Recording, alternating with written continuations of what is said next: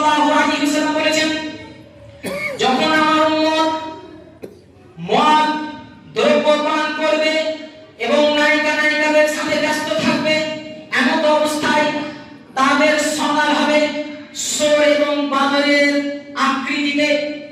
আপনি যে রাত যাপন করছেন, সেই রাত যাপনে মদ দ্রব্য পান করছেন এবং নায়িকাদের সাথে ব্যস্ত থাকছেন, এমন অবস্থায় তাদের সকাল হবে সোর এবং বাদরের আকৃতিতে। বানর বলতে কি বোঝায়?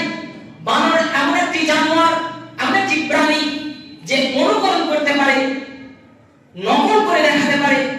দেখবেন কোন জায়গায় যদি খেলা দেখেছেন বাঁদরের, অবশ্যই খেলা দেখার সময় বাঁদরকে যদি বলা হয়, এই বাঁদর তুমি নতুন বউয়ের ঘুমটা কিভাবে দিয়ে থাকে, নতুন বউ সেই ঘুমটা তুমি দিয়ে দেখাও, অনুরূপ সে বাঁদর করিয়ে দেখাবে, ওইভাবেই সে ঘুমটা দিয়ে দেখাবে। তার মানেটা কি? আমি আপনি ইহুদি খ্রিস্টানদের সাথে জড়িত হয়ে আছি, ইহুদি খ্রিস্টানদের মত পোশাক পরিধান করছি, ইহুদি খ্রিস্টানরা যেভাবে নেশাদার দ্রব্য পান করছে, সেই মতো আমরা নেশাদার দ্রব্য পান করছি। এই মতোই আপনাকে উদাহরণ দিয়েছেন বাঁদরের, এই মতো আপনাকে উদাহরণ দিয়েছেন সোরের উদাহরণ। কেন? সোর এমনই একটি প্রাণী, সে বিবেচনা করে খায় না। সোর এমন একটি প্রাণী, সে বিবেচনা করে খায় না কোনটা ভালো কোনটা মন্দ, কোনটা খারাপ কোনটা ভালো, সেটা কোনোদিনও সে বাছে না।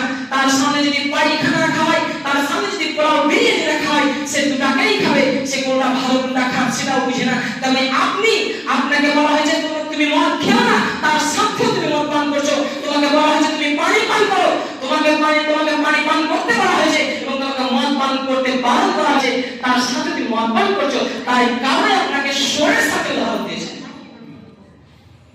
আল্লাহ রাব্বুল আলামিন কোরআনুল কারীমের মধ্যে বলেছেন, শুনে না যাদের কান আছে, দেখে না তাদের চোখ আছে, বুঝে না যাদের অন্তর আছে, উলাইকা কালানাম, এরা হচ্ছে চতুষ্পদ জন্তুর মতো, এরা হচ্ছে গরু ছাগলের মতো, এরা হচ্ছে কুকুর শিয়ালের মতো, বাল হুয়া তার থেকেও খারাপ। তার মানে আপনি যদি মদ পান করেন তাহলে আপনি সোরের থেকেও